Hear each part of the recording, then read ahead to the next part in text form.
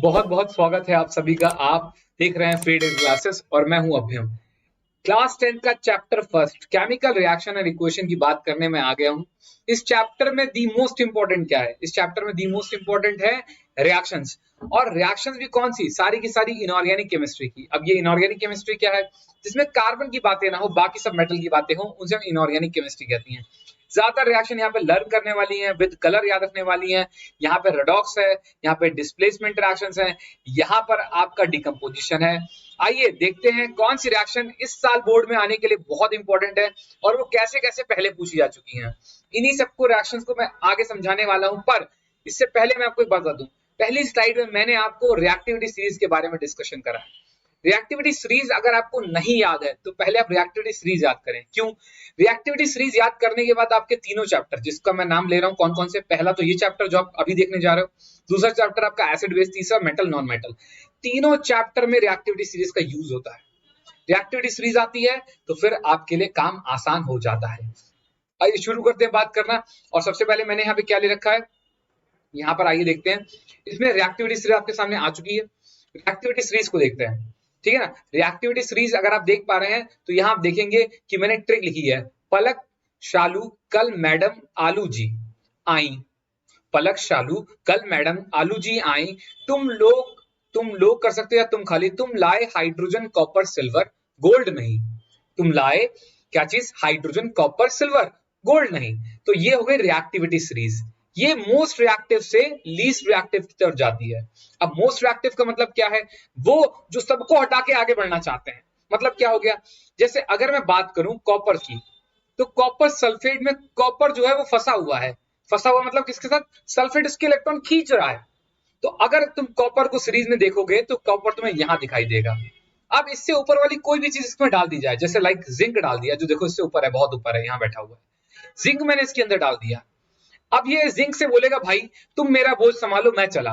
तो जैसे इसको जिंक देंगे वैसे यहाँ पर कॉपर निकल जाएगा और जिंक सल्फेट बन जाएगा और कॉपर भाग जाएगा। अब यही बात अगर जिंक पलट के कॉपर से कहे कि तुमने मुझे सल्फेट दिया था, अपना सल्फेट वापस लो और मुझे जाने दो, तो आंसर आएगा नहीं। क्योंकि रिएक्टिविटी सीरीज में आप मुझसे ऊपर हैं, आप ज्यादा रिएक्टिव हैं, तो आप ही को सल्फेट के संग बैठना पड़ेगा, मैं नहीं बैठूंगा। इस तरह से रिएक्टिविटी सीरीज का यूज करके आप रिएक्शन को खुद से टैकल डाउन भी कर सकते हो। पर अगर आपने रिएक्टिविटी सीरीज याद नहीं करी अभी तक तो पहले याद करो, फिर वीडियो को आगे देखो। चलिए पहला क्वेश्चन करने की कोशिश करते हैं। फर्स्ट क्वेश्चन पे चलते हैं। पहले क्वेश्चन में लिया हुआ है when green colour crystal of ferrous sulphate are heated the colour of the crystal change. इस क्वेश्चन को अलग अलग तरीके से पूछा गया है। अब अगर मैं क्रिस्टल को हीट करूंगा तो क्रिस्टल का पानी निकल जाएगा पहले। तो यहाँ पे लिखा हुआ है आयरन सल्फेट .7H2O, ये इसका क्रिस्टलाइन फॉर्म है। जब इसको हम हीट करते हैं तो ये टूट जाता है और आयरन सल्फेट अलग हो जाता है और पानी उड़ जाता है। तो कुछ इस तरह से पाउडर जैसा दिखाई देता है। अभी ये ग्रीन कलर का था, अब ये पेल ग्रीन कलर का आपको दिखाई दे रहा है। और वो यही नहीं रुकता, वो कहता है नहीं नहीं इसको और हीट करो। तो अगर मैं आयरन सल्फेट को हीट करता हूं तो इसमें से दो गैसेस निकल जाती हैं जिनका नाम है कौन से? सल्फर डाइऑक्साइड और सल्फर ट्राइऑक्साइड। ये गैसेस में से रिमूव हो जाती हैं और नीचे बच जाता है फेरिक ऑक्साइड। फेरिक ऑक्साइड जो होगा वो नीचे बैठ जाएगा। कैसे मैंने फेरिक ऑक्साइड बनाया? क्योंकि आयरन +3 चार्ज होगा, ठीक है ना, एक है तो +3 चार्ज और ऑक्सीजन पे -2 हो गया। दोनों के क्रॉस मल्टीप्लाई करी तो Fe2O3 फॉर्मूला बन गया फेरिक इसका ऑक्साइड का। अब फेरिक ऑक्साइड के फॉर्मूले के साथ आप यहाँ देख सकते हो कि क्या रिएक्शन बैलेंस है। तो यहाँ देखते हैं, यहाँ पे 2 आयरन है तो यहाँ 2 आयरन कर देते हैं। 2 आयरन यहाँ हो गए, ठीक है, 2 आयरन यहाँ हो गए। 2 सल्फर यहाँ है, 2 सल्फर यहाँ हो गए। ऑक्सीजन कितने टोटल हैं? यहाँ पे हो गए 3 2 3 2 5 और 3 8 8 इधर हो गए और यहाँ पे 2 into 4 ये भी हो गए 8। तो रिएक्शन बैलेंस हो गई। ये पहला क्वेश्चन देख रहे हैं आप, ऊपर कितने तरीकों से पूछा गया। कभी रिएक्शन बैलेंस करने के नाम पर आया, कभी क्रिस्टल को हीट करने के नाम पर आया है, कभी किसी तरीके से आया।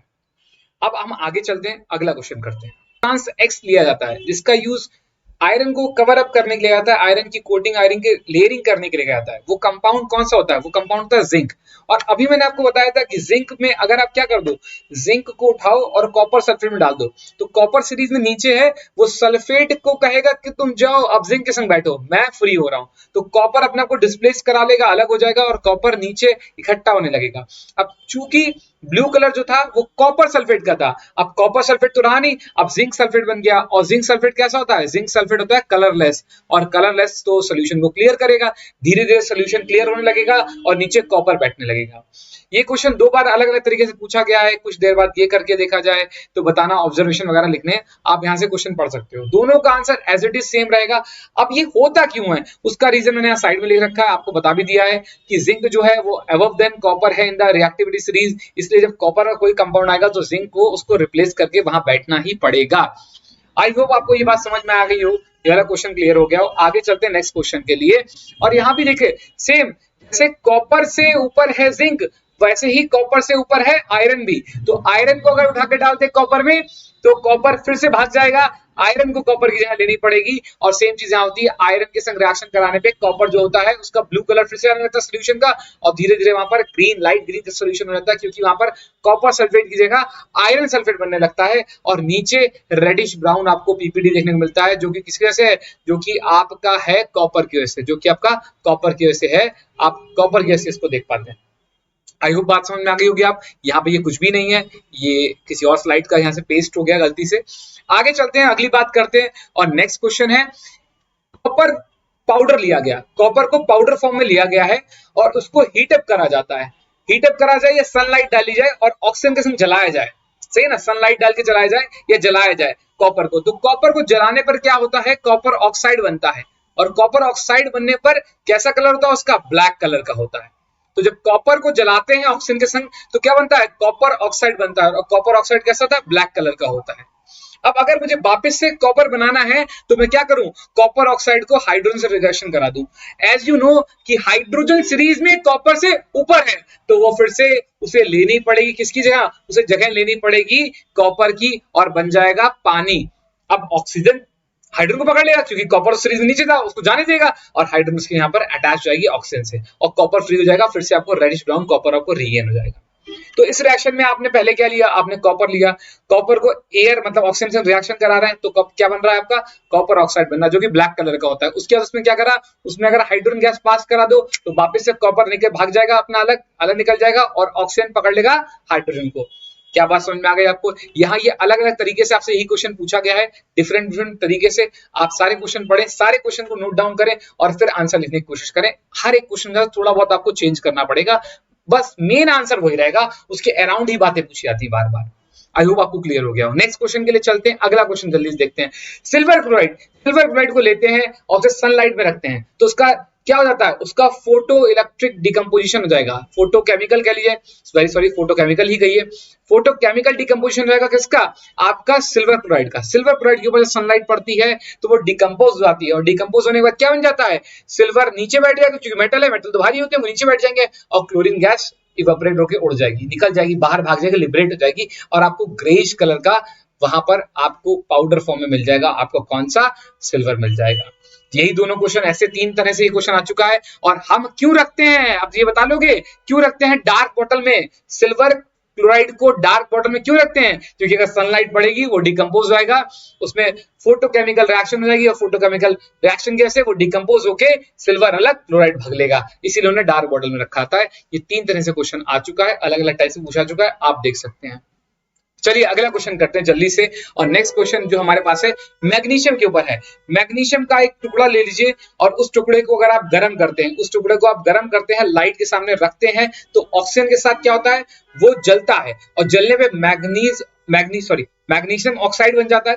मैग्नीशियम ऑक्साइड बनने के बाद क्या होता है, अगर इस मैग्नीशियम ऑक्साइड को उठाओ, इस मैग्नीशियम ऑक्साइड को उठाओ और किसमें डाल दो, आप इसको डाल दो आप पानी के अंदर, तो क्या हो जाएगा, मैग्नीशियम ऑक्साइड जो है वो आपका हाइड्रोक्साइड में कन्वर्ट हो जाएगा। अब हाइड्रोक्साइड क्यों बन रहा है, क्योंकि मैग्नीशियम का जो ऑक्साइड है वो बेसिक नेचर का है, और पानी का अपना कोई नेचर नहीं होता है, तो जो पानी में डाला जाता है, पानी तो अपना नेचर उसी जैसा बना लेता है जो उसमें डाला जाता है। तो आपका मैग्नीशियम ऑक्साइड जो है वो बेसिक नेचर का है, तो पानी भी आपका पूरा बेसिक हो जाएगा, इसीलिए हम कहेंगे कि मैग्नीशियम हाइड्रोक्साइड बेसिक नेचर का हो गया।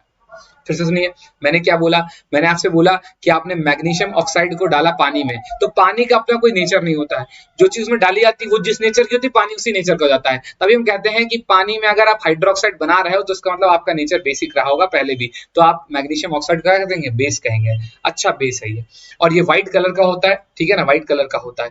अब अगर मैं इस मैग्नीशियम ऑक्साइड को खुला छोड़ देता, इस मैग्नीशियम ऑक्साइड को खुला छोड़ देता और इसको एयर पास होने था, तो थोड़ी देर बाद ये जो कार्बन डाइऑक्साइड एयर में प्रेजेंट है उससे रिएक्ट कर जाता और क्या बना लेता, मैग्नीशियम कार्बोनेट बना लेता। मैग्नीशियम कार्बोनेट बना लेता है। ये मैं साइड नॉलेज के लिए बता रहा हूँ, यहाँ ऊपर किसी क्वेश्चन में पूछा नहीं गया है, बट साइड नॉलेज के लाना गया। जब भी हम मैग्नीशियम को लाइट में गर्म करते हैं, हीट करते हैं, ऑक्सीजन से रिएक्शन होती है तो बहुत विग्रस होती है, तो उसमें से लाइट इमिट होती है, मतलब आपको लाइट निकलती दिखाई देगी और हीट तो निकलेगी जब लाइट निकल रही है, तो आपको हीट और लाइट साथ में दिखाई देती है। इसीलिए मैग्नीशियम को जलाने पर हीट और लाइट आपको दिखाई देगी। आप बहुत सारे इनको जो हमारे दिवाली वाले पटाखे होते हैं उनमें भी देखते हैं, ये सब चीजें यूज करी जाती है वहां पर भी, ठीक है ना। अगर मैग्नीशियम की रिएक्शन नाइट्रोजन से कराई जाए तो आप समझ सकते हैं, देखो मैग्नीशियम कैसा है, मैग्नीशियम 2+ चार्ज बेयर कर सकता है, नाइट्रोजन 3- बेयर करना चाहती है। अगर इनका क्रॉस करा दोगे तो क्या कंपाउंड होना चाहिए, Mg3 और N2 बन जाएगा। अब इसको हम लोग कहते हैं क्या है, इसको मैग्नीशियम नाइट्राइड कहते हैं, मैग्नीशियम नाइट्राइड कहते हैं। और ये कैसा कलर का होता है, ये ग्रीनिश येलो होता है, ये ग्रीनिश येलो कलर का दिखाई देता है। यहाँ पर यही दो रिएक्शन ऊपर पूछी गई थी कि मैग्नीशियम को जलाते हैं तो क्या बनता है, मैग्नीशियम ऑक्साइड बनता है, उसको पानी में डालते क्या बनता है, मैग्नीशियम हाइड्रोक्साइड बनता है, उसको एयर में खुला छोड़ने से क्या बन जाता है, मैग्नीशियम कार्बोनेट बन जाता है। और अगर मैग्नीशियम की रिएक्शन नाइट्रोजन से करा दोगे तो मैग्नीशियम नाइट्राइड बन जाता है। आई होप आपको ये क्वेश्चन भी क्लियर हो गया हो, ये भी पूछा सकता है, बोर्ड के लिए बहुत अच्छा क्वेश्चन है। आगे चलते हैं, अगला क्वेश्चन देखते हैं।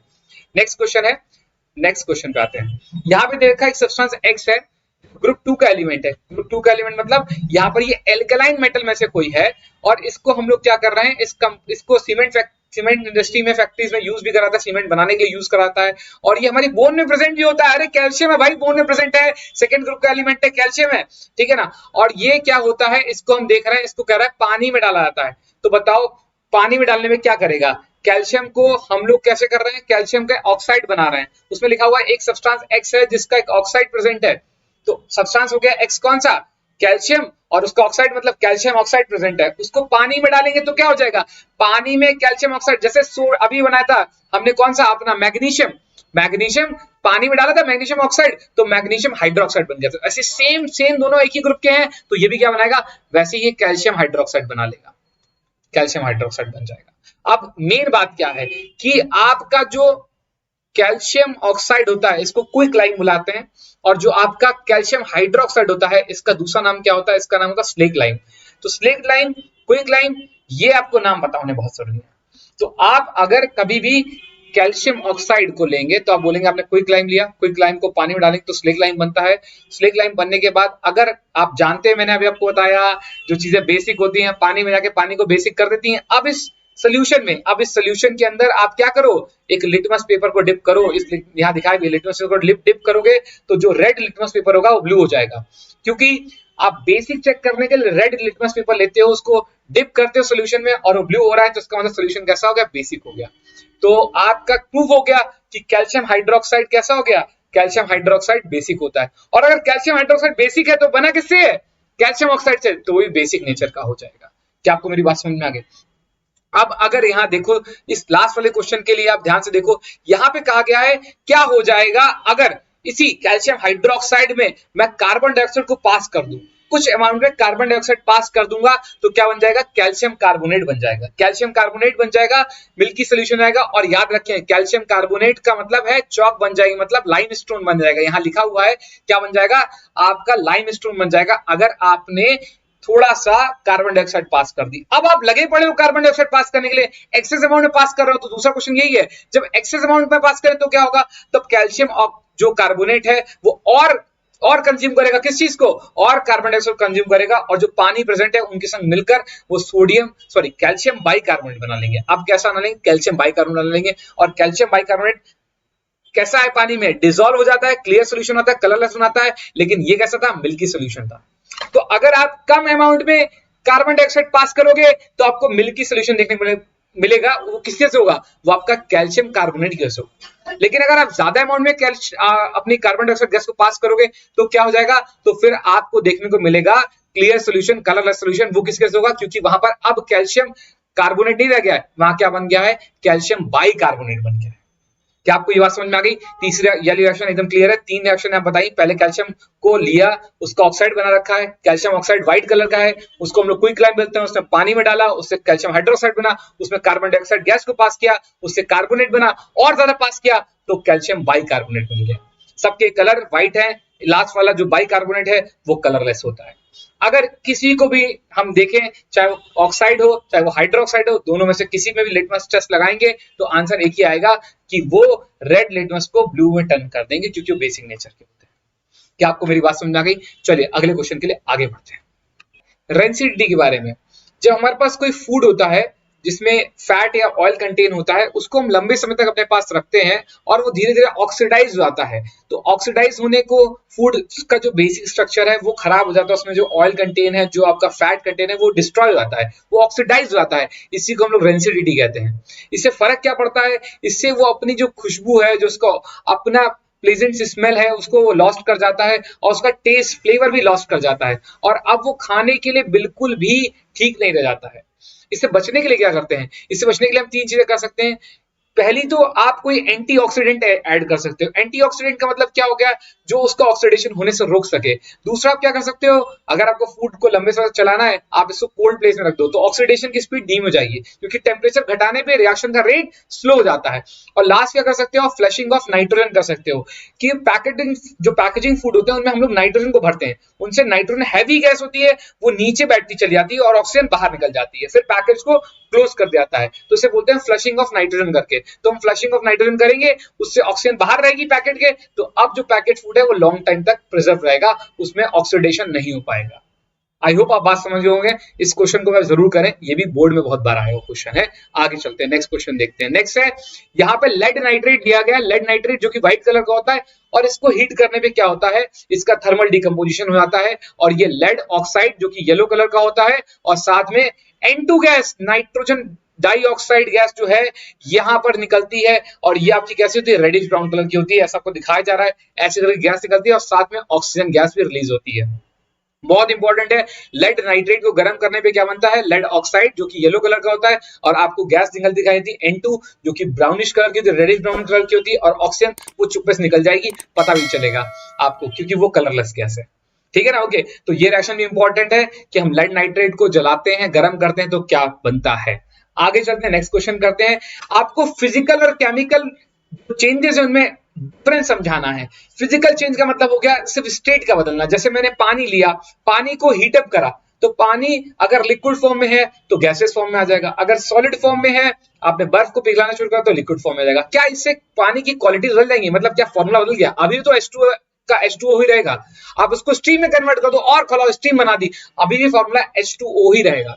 लेकिन इसके उल्टा अगर मैं केमिकल चेंज की बात करता हूं, तो केमिकल चेंज का मतलब क्या हो जाता है? केमिकल चेंज का मतलब हो जाता है कि अब वो अपनी इनिशियल प्रॉपर्टीज खो चुका है, अब उसके अंदर वो प्रॉपर्टीज नहीं रह गई जो कभी हुआ करती थी, वो कुछ और बन चुका है। फॉर एग्जाम्पल यहाँ पे लिया गया है, आप देख सकते हो आयरन, हमने पहले भी एग्जाम्पल विषय देखा था। आयरन नेल्स को लिया जाए और उनको डाला जाए कॉपर सल्फेट के सोल्यूशन में, तो कॉपर सल्फेट के सोल्यूशन में कॉपर को रिप्लेस कर देगा आयरन, और आयरन सल्फेट बन जाएगा। अब कॉपर सल्फेट तो कैसा कलर का होता है? ब्लूइश कलर का होता है, लेकिन आयरन सल्फेट कैसा होता है? पेल ग्रीन कलर का होता है। तो इसका मतलब क्या हो गया? प्रॉपर्टीज चेंज हो रही हैं और आपको चेंज दिखाई दे रहा है आंखों से। फॉर्मूले बदल गए, कंपाउंड बदल गए, पहले आयरन फ्री था, अब कॉपर फ्री है, और नीचे कॉपर रेडिश ब्राउन कलर का बैठ जाएगा। क्या आपको मेरी बात समझ में आ गई? बहुत ही जरूरी और इंपॉर्टेंट डिफरेंस है कि फिजिकल चेंजेस बिल्कुल अलग होते हैं और केमिकल चेंजेस बिल्कुल अलग होते हैं। नेक्स्ट क्वेश्चन की तरफ चलते हैं, अगला क्वेश्चन करते हैं। ये बिल्कुल सटीक एग्जांपल है अगर आपको समझना है केमिकल चेंज के बारे में। तो अगर मैं देखूंगा तो हाइड्रोजन जो है वो हाईली फ्लेमेबल गैस है, मतलब बहुत जल्दी आग पकड़ती है, और ऑक्सीजन जो है वो जलने में मदद करने वाली गैस है, और दोनों को इलेक्ट्रिक डिस्चार्ज देकर एक साथ मिलाया गया तो वाटर बन गया। और वाटर कैसा है? वो आग बुझाने के काम आता है। मतलब हाइड्रोजन की प्रॉपर्टीज अलग, ऑक्सीजन की प्रॉपर्टीज अलग, दोनों ये इसको जलने में मदद करती है, हाइड्रोजन को जलने में मदद करती है ऑक्सीजन है, और जब इन दोनों से एक नया कंपाउंड बना जिसका नाम पानी है, तो दोनों अपनी पुरानी केमिकल प्रॉपर्टीज खो चुके हैं। अब ना पानी अच्छा फ्लेमेबल है और ना ही ये जलने में मदद करता है। तो ये फिजिकल चेंज की जगह अगर देखा जाए तो केमिकल चेंज का बेस्ट एग्जांपल है। फिजिकल चेंज का बिल्कुल एग्जांपल नहीं है, ये केमिकल चेंज का बेस्ट एग्जांपल हो गया आपके सामने। ये रिएक्शन भी आप नोट डाउन कर सकते हैं। ओके, जो केमिकल रिएक्शन के बाद पूरा ही कोई चीज नहीं बन गई है। अगला क्वेश्चन करते हैं हम लोग, नेक्स्ट क्वेश्चन चलते हैं। यहाँ पे लिखा गया है कौन सा लॉ होता है जिसको दिमाग में रखना होता है जब आप कोई भी केमिकल इक्वेशन को बैलेंस कर रहे होते हैं। वो कौन सा लॉ है जिसको आपको सॉल्व करते वक्त रिएक्शन को बैलेंस करते ध्यान रखना पड़ता है? लॉ ऑफ क्या? Law of mass conservation. Law of mass conservation क्या कहता है? Mass neither be create nor be destroy. Mass को ना ही आप बना सकते हो ना ही आप उसको खत्म कर सकते हो। इस लॉ को आपको ध्यान में रखना होता है। इसका मतलब क्या होता है? जितना आप रिएक्टेंट लोगे उतना ही प्रोडक्ट बनेगा, आप चाहे कुछ भी मेथड अपना लो। ठीक है ना? Okay, law of mass action इसमें लगता है। आगे चलते हैं, नेक्स्ट यहां पर देखते हैं। यहाँ पे दे रखा है, नेक्स्ट क्वेश्चन है सोडियम कार्बोनेट। सोडियम कार्बोनेट लिया गया है और कहा गया है इसकी रिएक्शन कराई जाए HCl के संग। अब सोडियम कार्बोनेट की रिएक्शन HCl से करा रहे हैं, HCl से करा रहे हैं। तो HCl से रिएक्शन कराने क्या बन जाएगा? NaCl बन जाएगा और क्या बन जाएगा? सोडियम बाइकार्बोनेट बन जाएगा। सोडियम बाइकार्बोनेट और NaCl बन जाएगा। क्या होता है जब सोडियम कार्बोनेट को रिएक्ट कराते हैं सल्फ्यूरिक एसिड से, हाइड्रोक्लोरिक एसिड से रिएक्ट कराते हैं, तो क्या होता है? NaCl बनता है और सोडियम बाइकार्बोनेट बनता है। दोनों के सामने एक एक लिखा हुआ है, मतलब दोनों बराबर अमाउंट बनेंगे। इसी को हम लोग बोल रहे हैं इक्वल मोलर। क्या बनेगा? इक्वल मोलर के क्या बन जाएंगे? NaCl बन जाएगा और सोडियम बाइकार्बोनेट बन जाएगा। अच्छा, बाई का मतलब क्या होता है? अगर देखो यहाँ पर, देखो यहाँ कार्बोनेट में क्या था? दो मेटल थी और अगर एक मेटल एक हाइड्रोजन आ जाए तो उसको बाई बोलते हैं हम लोग फिर। ठीक है ना? ओके, तो यहाँ पे बाइकार्बोनेट बन जाएगा, सोडियम बाइकार्बोनेट बन जाएगा। और ये बात अभी आप याद रख सकते हो अगर आप चाहो तो फ्यूचर के लिए, कि अगर सोडियम बाइकार्बोनेट में और HCl डाल दिया जाए तो ये फिर से NaCl बन जाएगा एक नया, और पानी बन जाएगा और यहाँ से कार्बन डाइऑक्साइड गैस रिलीज हो जाएगी। कार्बन डाइऑक्साइड गैस फ्री होकर भाग जाएगी यहाँ से। क्या आपको बात समझ आ गई? तो सोडियम कार्बोनेट को जब HCl से डालते हैं तो क्या बनता है? NaCl और सोडियम का बाइकार्बोनेट बन जाता है। और अगर बाइकार्बोनेट को फिर से HCl से रिएक्शन कराई जाए तो क्या बन जाता है? NaCl, पानी और कार्बन डाइऑक्साइड गैस लिबरेट हो जाएगी। आई होप ये वाला क्वेश्चन भी आपको समझ में आ गया। नेक्स्ट क्वेश्चन की तरफ चलते हैं। सिल्वर आर्टिकल्स जो भी होते हैं वो काले क्यों पड़ जाते हैं? क्योंकि वो एयर में प्रेजेंट H2S गैस यानी हाइड्रोजन सल्फाइड से रिएक्ट करते हैं और वहां पे क्या बन जाता है? सिल्वर एक कंपाउंड बनाती है ब्लैक कलर का, जो ऊपर दिखाया गया है, बहुत ही डार्क ब्लैक है यहाँ पे देखोगे, और यहाँ पर ब्लैक कलर कंपाउंड बन जाता है। इसको हम लोग सिल्वर सल्फाइड कहेंगे, सिल्वर सल्फाइड बनता है। तो हाइड्रोजन सल्फाइड में सिल्वर सल्फाइड बन जाता है, ये ब्लैक कलर का होता है। तो हल्की सी आप देखोगे ऊपर, अगर आपके पास कोई भी सिल्वर ज्वेलरी होगी, थोड़ा सा काला काला ऊपर आ जाता है, इसको हम लोग क्या बोलेंगे? सिल्वर सल्फाइड बन जाता है। सिल्वर सल्फाइड हटाने के लिए हम लोग क्या करते हैं? थोड़ा सा टूथपेस्ट लाके रब करते हैं, रगड़ते हैं, तो सिल्वर सल्फाइड की लेयर जो की वो नीचे निकल जाएगी, उतर जाएगी, तो फिर से अंदर सिल्वर साफ निकल आएगा। पर ये मतलब इतनी मोटी लेयर नहीं होती कि आपने रगड़ा और अब जो आपका आर्टिकल है वो आधा रह गया, नहीं, थोड़ी बहुत लेयर बनती है, बहुत पतली सी लेयर बनती है, जिसको आप साफ करते हो निकल जाता है। तो सिल्वर को क्लीन करते हैं, सिल्वर अंदर से साफ निकल आता है, न्यू जो सरफेस होता है डेवलप हो जाता है सिल्वर की चारों तरफ, वो हमें दिखाई देने लगता है और हमारा आर्टिकल चमकने लगता है। ठीक है ना? ओके, तो अगर हम सिल्वर की रिएक्शन देखें किससे? H2S से, तो क्या बन जाता है? सिल्वर सल्फाइड बन जाता है। यही वो है जो ब्लैक कलर का जम जाता है आर्टिकल्स के ऊपर। क्लियर? ये वाला क्वेश्चन बहुत आसान था। आगे चलते हैं, नेक्स्ट क्वेश्चन को देखते हैं। यहाँ पर ये वाला क्वेश्चन देखते हैं, ये भी बढ़िया है, बहुत आसान है। आप जानते हैं, अभी मैंने बताया था आपको सीरीज के बारे में, तो कॉपर जो है वो सीरीज में सिल्वर से ऊपर है। अब कॉपर जो है वो सिल्वर से ऊपर है, तो मैंने कॉपर का प्योर फॉर्म ले ली और सिल्वर का सोल्यूशन ले लिया, सिल्वर कंपाउंड ले लिया, सोल्यूशन ले लिया है। अब इसमें क्या करा? कॉपर को डाला, तो कॉपर क्या करेगा? देखो यहाँ डायग्राम में दिखाया जा रहा है, कॉपर का वायर में इसमें डाल रहा हूं, कॉपर का वायर जा रहा है और वो क्या हो रहा है? सोल्यूशन का कलर ब्लू होता चला रहा है। क्यों? क्योंकि कॉपर नाइट्रेट बन रहा है। क्यों नाइट्रेट बन रहा है? क्योंकि सिल्वर जो है ना वो क्या हो रहा है? निकलता जा रहा है, सिल्वर निकलता जा रहा है, सिल्वर फ्री हो रहे हैं मॉलिक्यूल और कॉपर के पॉजिटिव होते चले आ रहे हैं। तो कॉपर का सोल्यूशन कैसा होने लगा? ब्लू कलर का होने लगा, ब्लू कलर सोल्यूशन फॉर्म होने लगा सिल्वर नाइट्रेट की वजह से। यहाँ पर वहां पे सिल्वर हमने करा था कॉपर सल्फेट का ब्लू होता है, कॉपर नाइट्रेट का भी ब्लू होता है। पहले हमने देखा था कॉपर भागता था, अब कॉपर को सिल्वर ने पकड़ा दिया, क्या? अपना नाइट्रेट की, इसे पकड़ो, इसे एंजॉय करो। पहले हमने देखा कॉपर सल्फेट का ब्लू कलर सोल्यूशन होता है, उसमें आयरन डाला, उसमें जिंक डाला, दोनों को कॉपर ने पकड़ा दिया सल्फेट और भाग गया। इस बार क्या देख रहे हैं? सिल्वर ने अपना नाइट्रेट पकड़ा दिया कॉपर को, तो कॉपर को पकड़ा दिया, खुद सिल्वर कहां करेगा? नीचे बैठ जाएगा। तो सिल्वर नीचे इकट्ठा होने लगेगा और कॉपर क्या होने लगेगा? इसमें सोल्यूशन आने लगेगा, किस कलर का? ब्लू कलर का सोल्यूशन दिखने लगेगा आपको। AgCl3 जो क्लियर सोल्यूशन है अब वो ब्लू कलर का होने लगेगा। क्लियर हो गई बात? आगे चलते हैं, नेक्स्ट रिएक्शन देखते हैं, नेक्स्ट क्वेश्चन देखते हैं। यहाँ पर Zn को डाला गया। अब Zn देखो, हाइड्रोजन से जिंक कहाँ है? ऊपर है। हाइड्रोजन नीचे है और जिंक कहाँ है? ऊपर है। फिर से सीरीज वाला क्वेश्चन ही है, जिंक कहाँ है? सीरीज में ऊपर है, हाइड्रोजन कहाँ? नीचे है। तो अगर हाइड्रोजन का कोई कंपाउंड है तो जिंक उसमें उसकी जगह ले लेगा। जिंक कहेगा भाई तुम हटो, मैं तुम्हारे यहाँ बैठूंगा। तो हाइड्रोजन के दो कंपाउंड, दो एसिड, कौन कौन से मिनरल एसिड? एक HCl और एक H2SO4, दोनों को डाइल्यूट फॉर्म में लेकर आओ और जिंक डालोगे तो ZnCl बना लेगा, और जिंक की जो ऑक्सीडेशन स्टेट +2 होती है तो 2 Cl लगेंगे तो ZnCl2 बन जाएगा, और दूसरा क्या बन जाएगा साथ में? अगर देखोगे तो हाइड्रोजन गैस लिबरेट हो जाएगी, हाइड्रोजन गैस भाग जाएगी, हाइड्रोजन भाग गया और जिंक को बैठा गया अपनी जगह पर। सेम यहाँ पे देखोगे, जब जिंक को लिया जाता है किसके संग? सल्फ्यूरिक एसिड डाइल्यूट के संग, तो क्या करता है? तो जिंक सल्फेट जिंक बैठा देता है हाइड्रोजन और हाइड्रोजन खुद भाग जाता है। हाइड्रोजन क्या करा, फिर से भाग गया, दिखाई दिया।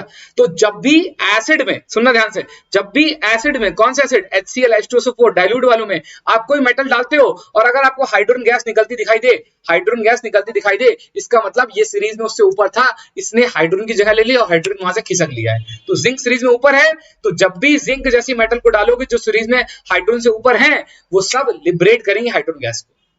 जो भी सीरीज में अबव देन हाइड्रोजन होती हैं, उन्हें अगर आप HCl H2SO4 में डालते हो तो हाइड्रोजन गैस लिबरेट करती है। यहीं पे अगर मैं कॉपर को डाल देता जो कि सीरीज में नीचे होता है, तो हाइड्रोजन गैस लिबरेट नहीं होती, कॉपर ऐसे का ऐसा पड़ा रहता है। प्लेटिनम को डाल देता, गोल्ड को डाल देता, सिल्वर को डाल देता, कुछ नहीं होता, ऐसे कैसे पड़े रहते हैं। क्यों? क्योंकि सब हाइड्रोजन से नीचे है। कोई भी डाइल्यूट HCl, कोई भी H2SO4 डाइल्यूट वाला इसको डिसॉल्व नहीं कर पाता, कॉपर को, सिल्वर को, गोल्ड को और प्लेटिनम को भी नहीं, क्योंकि सब सीरीज में कहां है, हाइड्रोजन से नीचे।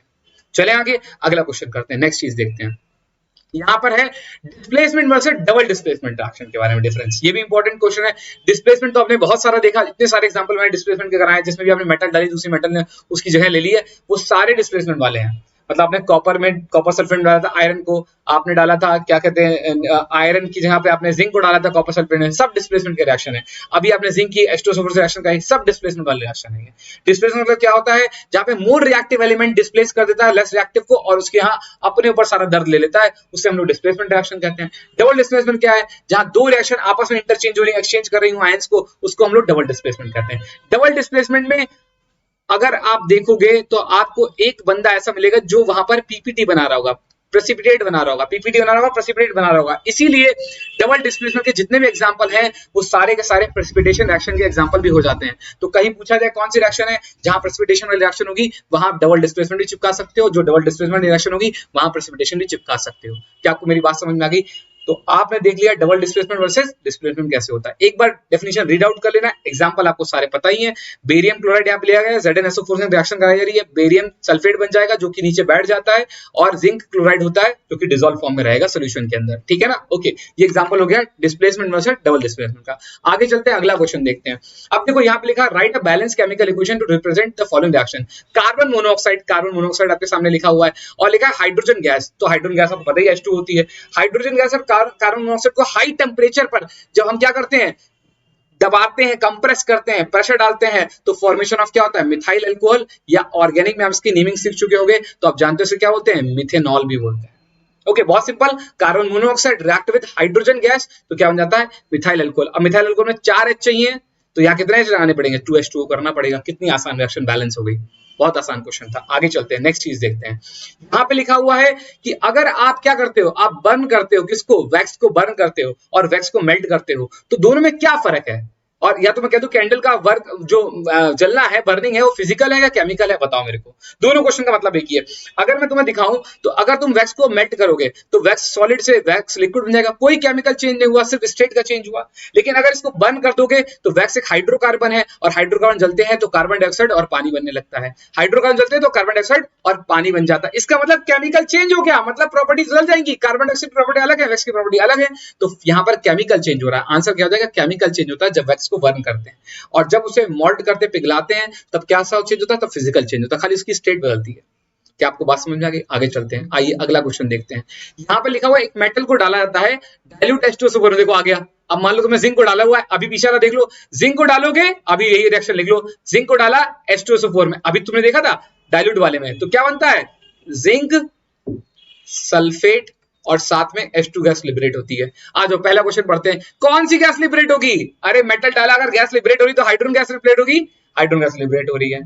कौन सा मेथड कहलाता है, यहाँ पे लिखा हुआ है कौन सा मेथड कहलाता है, ये नई चीज है, इसे डाउनवर्ड डिस्प्लेसमेंट मेथड कहते हैं। डाउनवर्ड डिस्प्लेसमेंट क्यों, यहाँ देखो, यहाँ ऐसे ये लगा हुआ है फनल, यहाँ से क्या होगा, गैस ऊपर जाएगी और गैस ऊपर इकट्ठा होगी तो पानी को बाहर धक्का मार के निकालेगी, तो गैस सारी इकट्ठा हो जाएगी, इसीलिए से बोलते हैं downward displacement of water. Water को बाहर डिस्प्लेस कर रहा है और गैस वहां चैम्बर में इकट्ठा हो रही है। आखिरी पूछा गया है गैस कैसी होगी, तो gas, hydrogen gas water insoluble होती है। कैसी होती है, वाटर में इनसॉल्युबल होती है। अगर सॉल्युबल होती तो डिसॉल्व हो जाती, तो वाटर को डिस्प्लेसमेंट करती, उसके अंदर घुस जाती, उसको डिस्प्लेस करके उसको बाहर निकाले, धक्का दे रही है, इसका मतलब उसमें इनसॉल्युबल है। आगे देखो, क्या ये लाइटर है एयर से कि हल्की होती है, मतलब सॉरी लाइटर है या हैवियर है, तो ये लाइटर होती है hydrogen gas. Hydrogen gas is lighter than air, hydrogen gas lighter than air होती है। सही है ना, बहुत इजी क्वेश्चन, आसानी से हमने कर लिया। आगे चलते हैं, अगला क्वेश्चन करते हैं। नेक्स्ट क्वेश्चन है यहाँ पे देखो केआई की रिएक्शन कराई जा रही है, किससे करानी है मुझे? लेड नाइट्रेट से। पीछे हमने एक लेड नाइट्रेट का क्वेश्चन कर रखा है जिसमें हमने देखा है लेड नाइट्रेट का डिकम्पोजिशन, हमने उसे थर्मली डिकम्पोज किया था। इस बार हम उसको डिकम्पोज नहीं कर रहे हैं, उसे केआई से रिएक्शन करा रहे हैं। तो यहाँ पूछा गया पोटेशियम आयोडाइड में जब ऐड करते हैं किसको, लेड नाइट्रेट के सोल्यूशन में उसको ऐड करते हैं तो फिर क्या रिएक्शन होती है, और इस रिएक्शन को तुम क्या नाम दोगे? इस प्यार को मैं क्या नाम दूं, नहीं इस रिएक्शन को मैं क्या नाम दूं? तो यहाँ पर देखो केआई का सोल्यूशन, केआई को सोल्यूशन में डालना है कौन से, लेड नाइट्रेट के सोल्यूशन में डालना है। अब लेड नाइट्रेट के सोल्यूशन डालेंगे तो लेड, यहाँ पे देखो क्या करेंगे, आयंस एक्सचेंज कर रहे हैं तो ये डबल डिस्प्लेसमेंट हो गया, और देखो पीपीटी बना कौन सा, लेड आयोडाइड का पीपीटी बना, लेड आयोडाइड बन गया। कैसे बन गया, यहाँ डबल डिस्प्लेसमेंट हुआ, के ने पकड़ लिया, पोटेशियम ने पकड़ लिया किसको, नाइट्रेट आयन को, और लेड ने पकड़ लिया आयोडाइड आयन को। तो यहाँ पे क्या बन गया, डबल डिस्प्लेसमेंट रिएक्शन होगी, और प्रेसिपिटेशन रिएक्शन भी साथ में होगी। तो यहाँ देखो बैलेंस कर लेते हैं, यहाँ पे के एक, और यहाँ पर कितने चाहिए, NO2 दो आए थे, NO3 दो थे, तो यहाँ 2 लगा दिया। और यहाँ लेड कितने हैं, एक चाहिए, आयोडीन कितने चाहिए, 2, यहाँ 2 लगा दिया। रिएक्शन हुई बैलेंस, चेक कर लो एक बार फिर से, 2K है, 2K हो गए, दो NO3 है, 2 NO3 हो गए इधर, और 2 आयोडीन हो गए, लेड एक हो गए, रिएक्शन बैलेंस। ठीक है ना, ओके। तो यहाँ पर बैलेंस करके नीचे दिखा रखा है पहले से, यहाँ चेक कर लेते हैं, हाँ यही बैलेंस कर, नीचे भी बिल्कुल ठीक है, सही है ना, हमने बैलेंस कर लिया। और ये येलो कलर का पीपीटी होता है, कुछ इस तरह से दिखता है जैसे स्क्रीन पे दिख रहा है, कौन सा, लेड आयोडाइड। ठीक है ना, ओके। ये डबल डिस्प्लेसमेंट का एग्जांपल भी है और प्रेसिपिटेशन रिएक्शन भी, जैसा मैंने पहले बोला जितनी भी आपकी डबल डिस्प्लेसमेंट रिएक्शन होती है प्रेसिपिटेशन के एग्जांपल होती है। तो आप एक और क्वेश्चन सीख गए, चलिए आगे चलते हैं, नेक्स्ट क्वेश्चन को करते हैं फटाफट से। A solution of potassium chloride, potassium chloride का सॉल्यूशन है, इसको मिक्स कराता है सिल्वर नाइट्रेट के सॉल्यूशन के साथ मिक्स कराता है।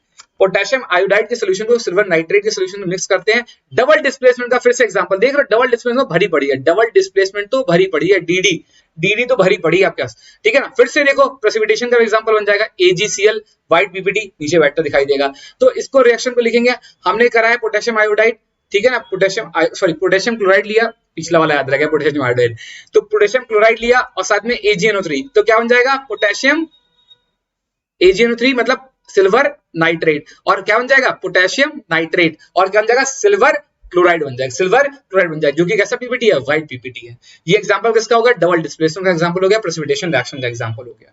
आई होप आपको ये रिएक्शन समझ में आ गई, बहुत आसान है। सिल्वर नाइट्रेट लेना है, पोटेशियम क्लोराइड लेना है, दोनों को रिएक्ट कराना है, दोनों आयन एक्सचेंज कर लेंगे, सिंपल आयन एक्सचेंज हो जाएगा यहाँ पर। और ये एग्जांपल डबल डिस्प्लेसमेंट का और प्रेसिपिटेशन का हो जाएगा। कौन प्रेसिपिटेट आउट हो रहा है, AgCl, कैसा प्रेसिपिटेट है, व्हाइट पीपीटी है। चलें आगे, क्वेश्चन जो कि है इलेक्ट्रोलिसिस ऑफ वाटर, वाटर की इलेक्ट्रोलिसिस कैसे होती है और इसमें क्या क्या क्वेश्चन पूछे आ चुके हैं बहुत बार। यहाँ पे देखिए पहला क्वेश्चन पूछा गया है कि कौन सी गैस जो होती है कैथोड पे कलेक्ट होती है, कौन सी एनोड पे कलेक्ट होती है। दूसरा है कि उनके वॉल्यूम में रिलेशन डबल वाला क्यों होता है। तीसरा है कैसे टेस्ट करोगे कौन सी गैस कौन सी है जबकि दोनों गैस कलरलेस हैं। और यहाँ पर इसको दूसरी गैस पूछा गया था, फिर दूसरी बार यहाँ पूछा गया था डायग्राम किस चीज का बना हुआ है, तो इलेक्ट्रोलिसिस ऑफ वाटर का डायग्राम बना हुआ है। दूसरा कंपोजिशन कैसा कैसा रहेगा, एनोड पे कौन सी गैस होगी, कैथोड पे होगी, उनमें क्या रिलेशंस होंगे। तीसरा क्वेश्चन था बैलेंस केमिकल रिएक्शन लिख के दिखाओ जो यहाँ पर होने वाली है। और लास्ट में था कि डाइल्यूट सल्फ्यूरिक एसिड क्यों डालते हैं। तो सबसे लास्ट वाले क्वेश्चन शुरुआत करता हूं कि वाटर की इलेक्ट्रोलिसिस में आप सल्फ्यूरिक एसिड क्यों डालना चाहते हो। तो सल्फ्यूरिक एसिड इसलिए डालना है क्योंकि वाटर की खुद की कंडक्टिविटी ना के बराबर है। जैसे में सल्फ्यूरिक एसिड डालेंगे वाटर आयंस में टूट जाएगा और जब आयंस में टूटेगा तभी उसकी इलेक्ट्रोलिसिस होना शुरू हो पाएगा। तो sulphuric acid as a catalyst work कर रहा है, वो वाटर को इनिशिएट करवा रहा है, उसके आयंस में उसको तोड़ रहा है ताकि उसकी इलेक्ट्रोलिसिस हो सके। बात समझा गई। तो कैटलिस्ट का काम कर रहा है जो वाटर को इनिशिएट करवा रहा है कि वो आयंस में टूटे और उसकी हाइड्रोलिसिस हो सके। तो सबसे पहले वाले मैंने लास्ट वाले क्वेश्चन का आंसर आपको कर दिया। अब आगे चलते हैं और इसके अगले क्वेश्चन को सॉल्व करते हैं। तो मैंने यहाँ पर पहले ही क्वेश्चन के आंसर नीचे लिख दिए हैं, वो बाद में नोट कर सकते हैं। पहले आप देखिए ये होता कैसा रहा है। तो मैंने यहाँ पे कंटेनर बना लिया, इसके अंदर मैंने एनोड लगाया और कैथोड लगाया। कैथोड और एनोड दो इलेक्ट्रोड है, मैंने यहाँ पर एनोड लिखा और यहाँ पे कैथोड लिखा। ओके, इन दोनों को जोड़ दिया बैटरी से और यहां पर मैंने थोड़ा सा फ्यू ड्रॉप्स, 1-2 ड्रॉप वाला पानी ऐड कर दिया। तो पानी है, जरा सा एक नाम मात्र का आपने H2SO4 डाला तो सिर्फ पानी प्रेजेंट है, लेकिन पानी को तोड़ दिया, पानी को तोड़ता चला गया। ठीक है ना, ओके।